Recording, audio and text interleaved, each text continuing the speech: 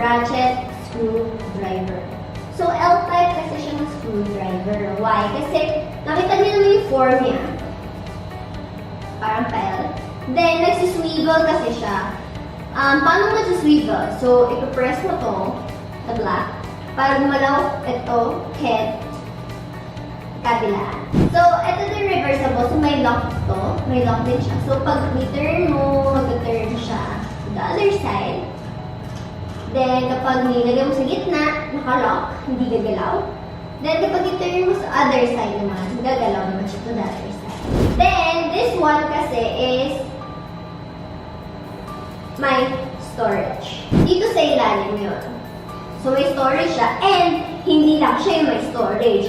Si 7-in-1, may storage din. So, yung mga bala niya, hindi ka mahuhuli lang kung saan mo ilalagay. Kasi may taguan siya. Which is good, di ba?